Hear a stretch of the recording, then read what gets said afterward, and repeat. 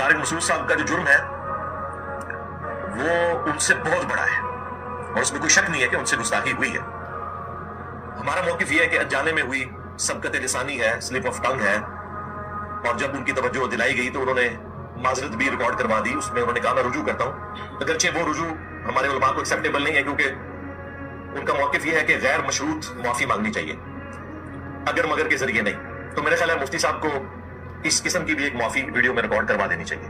ملک میں ذرا زبان پھسل گئی ایک عالم دین کی بولنے میں, اس کی 40 سال کی خدمت میں پانی پھیر دیا اس امت نے. اس کو غیرت نہیں آتی.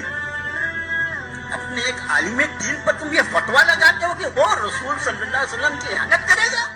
اور اللہ نے ولید بن مغیرہ کے انہی عیبوں پر اتفاق نہیں کیا, بلکہ 10واں عیب یوں بیان فرمایا اصول بعد ذالک زمین, محبوب وہ تیرا گستاخ حرامی ہے, محبوب وہ تیرا گستاخ حرام زادہ ہے. حضرات گرامی, ہماری زبان میں کسی کو حرامی یا حرام زادہ کہنا یہ بڑا ثقیل لفظ ہے. اس لفظ کو کوئی برداشت نہیں کرتا.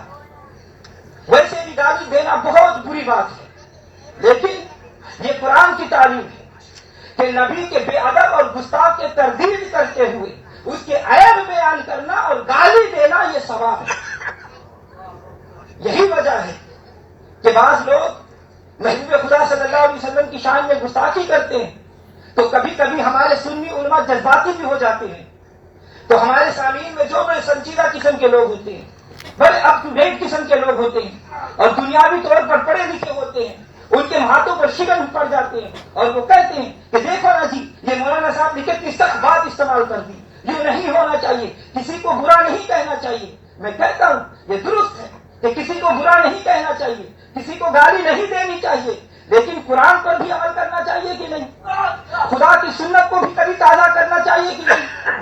معلوم ہوا کہ جس سینے میں محبوب کی غیرت ہو وہ اپنے محبوب کی مخالفت نہیں سن سکتا, اور کبھی کبھی وہ تنگ بھی آ جاتا ہے, اور تنگ آمد برائے جن آمد کی کیفیت ہو جاتی ہے تو وہ کبھی وہ محبت والا جذبات میں بھی آ سکتا ہے اور جذبات میں سخت لفظ بھی کہہ دیتا ہے.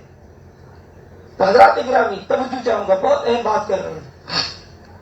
ہر بات میں نرمی کرو, ہر بات میں نرمی کرو, مگر نبی صلی اللہ علیہ وسلم کے بے ادبوں سے نرمی نہ کرو. نبی پاک کے بے ادبوں کے عیب بیان کرنا, ان کو سخت جواب دینا, ان کی تردید کرنا یہ خدا کی سنت ہے. اگر نبی پاک کو برا کہے اور کوئی برا کہے اور تم کہو جی ہم بڑے سنجیدہ ہیں, ہم اس کا جواب نہیں دیتے, لعنت ہو ایسی محبت پر اور لعنت ہو ایسی سنجیدگی پر جو اپنے محبوب کی بے ادبی برداشت کر جائے. کاش آج سیدنا فاروق اعظم رضی اللہ تعالیٰ عنہ ہوتے, پھر میں پوچھتا کہ ان گستاخوں کے ساتھ کون نرمی کرتا ہے. آپ کے سامنے اگر کسی نے ذرا سی بھی بے ادبی کی تو سیدنا فاروق اعظم نے فوراً تلوار نکال لی اور گردن اڑا کر رکھ دی اور کہا کہ سن لو جو میرے نبی کے بے ادب اور گستاخ ہے, فاروق اس کے متعلق یہ فیصلہ کرتا ہے کہ وہ ایک سانس کے لیے زمین پر زندہ رہنے کا حقدار نہیں. حضرات گرامی توجہ چاہوں گا, آج یہ دین کیوں یتیم سا ہو گیا ہے, آج یہ دین کیوں یتیم سا ہو گیا ہے, اس لیے کہ اب مسلمان غیرت مند نہیں رہا.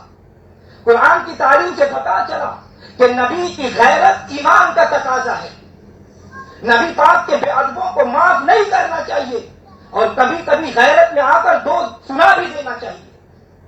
اگر آپ نبی پاک صلی اللہ علیہ وسلم کی محبت میں اور غیرت میں نبی پاک کے بے ادبوں کو دو چار سنا بھی دے تو رب کعبہ کی قسم, رب محمد کی قسم آپ کو ثواب ملے گا, جنت ملے گی. کیونکہ خدا کا طریقہ یہی ہے کہ اس مردود ولید بن مغیرہ نے صرف ایک بات کہی, حضور کو مجنون کہا, تو خدا نے ایک اعتراض کے بدلے اسے 10 جواب دیے اور آخری بات یہ کہی اتلم بعد ذالک زمین, محبوب تجھے دیوانہ کہنے والا یہ خود حرامی ہے, محبوب تجھے دیوانہ کہنے والا